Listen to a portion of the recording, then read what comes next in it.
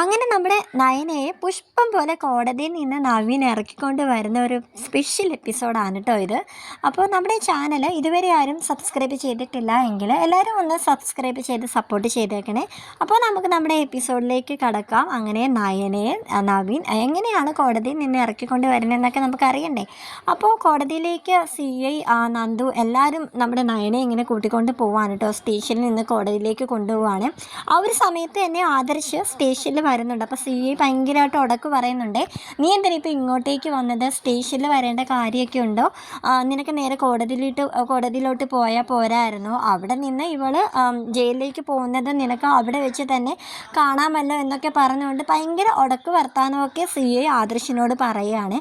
അങ്ങനെ ആദർശും തട്ടിക്കേറി ഇങ്ങനെയൊക്കെ വലിയ രീതിയിലൊക്കെ ഇങ്ങനെ സംസാരിക്കുന്നുണ്ട്. അപ്പോൾ നന്ദു അതിൻ്റെ ഇടക്ക് പറയുന്നുണ്ട്, ആദർശേട്ടാ വേണ്ട, സംസാരിക്കേണ്ട, അറിയാലോ ഇയാൾ നമുക്ക് പണി തന്നിരിക്കുകയാണ്, ഇനി ഇവിടെ വെച്ച് കൂടുതൽ പ്രശ്നങ്ങളൊന്നും നമുക്ക് ഉണ്ടാക്കണ്ടെന്നൊക്കെ ഇങ്ങനെ പറഞ്ഞിട്ട് ആദർശിനെ പറഞ്ഞ് ഇതാക്കുകയാണ് കേട്ടോ. പിന്നെ ആദർശിനോട് പ്രത്യേകം നന്ദു പറഞ്ഞിട്ടുമുണ്ട്, കോടതിയിൽ വെച്ചാണെങ്കിലും പിന്നെ CI ആയിട്ട് എന്തെങ്കിലും സംസാരിക്കുന്നതിൻ്റെ ഇടയിലാണെങ്കിലും ആദർശേട്ടൻ ആ കാറിലുണ്ടായിരുന്ന കാര്യം ഒരിക്കൽ പോലും ആദർശേട്ടൻ്റെ വായിൽ നിന്ന് വീഴരുത് എന്നുള്ള കാര്യം കൂടി നന്ദു ഓർമ്മിപ്പിക്കുന്നുണ്ട് കേട്ടോ. അങ്ങനെ കോടതിയിലേക്ക് പോവുകയാണ്. അപ്പോൾ അനന്തപുരി തറവാട് കാണിക്കുന്നുണ്ട്. അവിടെ ദേവയാനി പൂജാമുറിയിലിരുന്ന് ഭയങ്കരമായിട്ട് ഇങ്ങനെ പ്രാർത്ഥിച്ചുകൊണ്ടിരിക്കുകയാണ് കേട്ടോ. മുത്തശ്ശിയൊക്കെ കാണിക്കുന്നുണ്ട്. അവരും ഭയങ്കരമായിട്ട് കരഞ്ഞിരിക്കുകയാണ്. മുത്തശ്ശിയാണെങ്കിൽ എനിക്ക് ഇവിടെ ഇരിക്കാൻ എനിക്ക് വയ്യ, എനിക്കും കൂടെ ഒന്ന് കോടതിയിലേക്ക് പോകണമെന്നുണ്ട്, എൻ്റെ മോളെ എനിക്ക് കാണണം എന്നൊക്കെ പറഞ്ഞുകൊണ്ട് ഇങ്ങനെ കരഞ്ഞുകൊണ്ടിരിക്കുകയാണ് കേട്ടോ.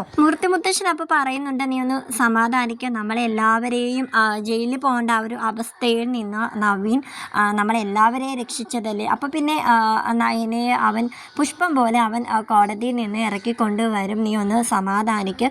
ഇതിൻ്റെ എല്ലാത്തിൻ്റെയും പുറകിലെ ജ്വല്ലറി ആണെന്നുള്ള കാര്യം എല്ലാവർക്കും അറിയാവുന്ന ഒരു കാര്യമാണ്. ഇതൊരു കള്ളക്കേസാണെന്ന് അറിയാം. ആ CI അയാളെ ഞാൻ എന്തായാലും വെറുതെ വിടില്ല.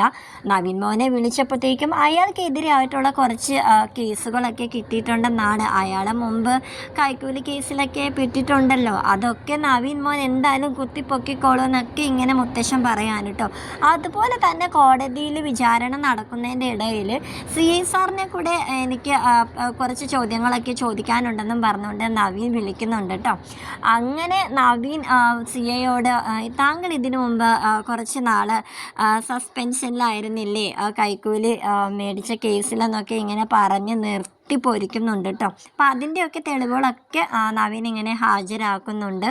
എന്നിട്ട് കാറ് ഓടിച്ചിരുന്ന സമയത്ത് CI സാറ് ആ ഒരു സമയത്ത് അവിടെ ആര് ഇൻഫർമേഷൻ കൊടുത്തിട്ടാണ് അവിടെ വന്നത് എന്നൊക്കെ ഇങ്ങനെ CIയോട് ഇങ്ങനെ മുട്ടുകുത്തിക്കുന്ന രീതിയിലുള്ള ചോദ്യങ്ങളൊക്കെ ചോദിക്കാൻ കേട്ടോ. അങ്ങനെ അവസാനം CI സാറ് തന്നെയാണ് ആ ഒരു സമയത്ത് തന്നെ ഡിക്കിയിൽ ആ ഒരു ബാഗ് സ്വർണം കൊണ്ടുവച്ചതല്ലേ എന്നുള്ള രീതിയിൽ നമ്മുടെ നവീൻ അവിടെ കോടതിയിൽ വാദിക്കുകയാണ് കേട്ടോ. നന്ദുവിനോടുള്ള ആ ഒരു സ്നേഹക്കൂടുതൽ കൊണ്ടാണ് കേട്ടോ നയനെ ഇറക്കണം എന്നുള്ള അതിയായ ഒരു ആഗ്രഹം നമ്മുടെ നവീനുള്ളത്. അതുകൊണ്ട് തന്നെ നവീൻ്റെ മാക്സിമം എഫേർട്ട് ഇട്ടിട്ടാണ് കേട്ടോ കോടതിയിൽ വാദിച്ചുകൊണ്ടിരിക്കുന്നത്. അവൻ്റെ പരമാവധി അവൻ്റെ കഴിവ് പ്രയോജനപ്പെടുത്തി അങ്ങനെ ഓരോ ചോദ്യങ്ങൾക്കൊക്കെ നമ്മുടെ CI ഇങ്ങനെ മുട്ടുകുത്തുകയാണ് കേട്ടോ. അവസാനം നമ്മുടെ നയനക്ക് അനുകൂലമായിട്ട് തന്നെ വിധി വരികയാണ് കേട്ടോ. ഇതൊരു കള്ളക്കേസായിരുന്നുവെന്നും CIയെ ഇതിന് വേണ്ടിയിട്ട് ചോദ്യം ചെയ്യേണ്ടത് ആയിട്ടുണ്ടെന്നൊക്കെ പറഞ്ഞ് അങ്ങനെ വിധി വരികയാണ് കേട്ടോ. അങ്ങനെ നമ്മുടെ CIക്ക് കോടതി തന്നെ 6 മാസത്തേക്ക് സസ്പെൻഷൻ കോടതിയിൽ നിന്ന് ഒരു വിധി വരികയാണ് കേട്ടോ. അങ്ങനെ സന്തോഷത്തോടു കൂടി തന്നെ നയന കോടതിയിൽ നിന്ന് ഇറങ്ങുകയാണ് കേട്ടോ. അങ്ങനെ ആദർശം നയനയും ഇങ്ങനെ കെട്ടിപ്പിടിച്ച് അവർ സന്തോഷിക്കുന്ന ആ ഒരു രംഗമൊക്കെ കാണിക്കുന്നുണ്ട്. നന്ദു ഓടി വന്ന് നവീൻ്റെ അടുത്ത് വന്നിട്ട്, നവീനേട്ട വളരെ വളരെ നന്ദിയുണ്ട് നവീനേട്ട എന്നൊക്കെ പറഞ്ഞിട്ട് കയ്യിലൊക്കെ പിടിച്ച് ഇങ്ങനെ സംസാരിക്കുകയാണ്. അപ്പോൾ ഇത് നമ്മുടെ അനി കാണുന്നുണ്ട് കേട്ടോ. അപ്പോൾ അനി നയനയെ രക്ഷപ്പെടുത്തി എടുത്തു. ആ ഒരു സന്തോഷത്തിലാണ് നന്ദു നവീനോട് ചെന്ന് സംസാരിക്കുന്നതെങ്കിലും ഇവർ തമ്മിലുള്ള ആ ഒരു കാഴ്ച കണ്ടിട്ട് നമ്മുടെ അനിക്ക് അത്രയ്ക്ക് അങ്ങോട്ട് ഇഷ്ടപ്പെട്ടിട്ടില്ല കേട്ടോ. അപ്പോൾ ഉടനെ തന്നെ അവൻ ബൈക്ക് എടുത്ത് പോകുന്നുമുണ്ട്. ആദർശും നയനയും നവീനോട് ഒരുപാട് നന്ദി പറയുന്നുണ്ട് കേട്ടോ. എന്നിട്ട് ഇതിപ്പോൾ രണ്ടാമത്തെ പ്രാവശ്യമാണ് ഞങ്ങളെ നവീൻ കോടതിയിൽ നിന്ന് രക്ഷിക്കുന്നത് എന്നൊക്കെ ആദർശ് പറയുകയാണ് കേട്ടോ. എന്തായാലും നവീനെ ഞങ്ങളിങ്ങനെ വിടാനായിട്ട് ഉദ്ദേശിക്കുന്നില്ല. നവീനേട്ടന് ഒരു ട്രീറ്റ് ഞങ്ങൾ ഒരുക്കി വെച്ചിട്ടുണ്ടെന്നൊക്കെ ഇങ്ങനെ ഒരുക്കുന്നുണ്ടെന്നൊക്കെ ഇങ്ങനെ നന്ദു പറയാൻ കേട്ടോ. പിന്നെ അതിനെന്താണെന്നൊക്കെ ഇങ്ങനെ നവീൻ പറയുകയാണ്. അപ്പോൾ നയനയും ആദർശും അപ്പോൾ നവീൻ പറയുന്നുണ്ട്, നിങ്ങൾ ഇനിയെങ്കിലും നിങ്ങൾ ആ വീട്ടിൽ നിന്ന് അനന്തപുരി തറവാട്ടിലേക്ക് പോയിക്കൂടെ എന്ന് ഇങ്ങനെ പറയുന്നുണ്ട് കേട്ടോ. അപ്പോൾ ആദർശ് അപ്പോൾ പറയുകയാണ്, ഇല്ല, എന്തായാലും നയന ഇങ്ങനെ ഒരു വലിയൊരു കേസിൽ പെട്ട് ഇങ്ങനെ ആയിട്ട് പോലും മുത്തശ്ശനൊന്ന് വരാനായിട്ട് തോന്നിയില്ലല്ലോ എന്നിങ്ങനെ ആദർശ് ഇങ്ങനെ പറയാൻ കേട്ടോ.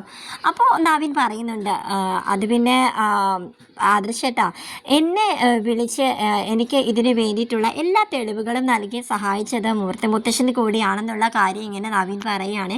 അപ്പോൾ ആദർശം നയനം അങ്ങോട്ടും ഇങ്ങോട്ടും കണ്ണിൽ കണ്ണി ഇങ്ങനെ നോക്കിയിട്ട് ഭയങ്കര സന്തോഷത്തോടെ നവീനെ നോക്കട്ടെ. നവീൻ പറയുന്നുണ്ട്, ഇനി നിങ്ങളിപ്പോൾ താമസിക്കുന്ന വീട്ടിലോട്ട് പോവാതെ നിങ്ങൾക്ക് നേരെ അനന്തപുരി തറവാട്ടിലേക്ക് പോയിക്കൂടെ എന്ന് ഇങ്ങനെ പറയുന്നുണ്ട് കേട്ടോ.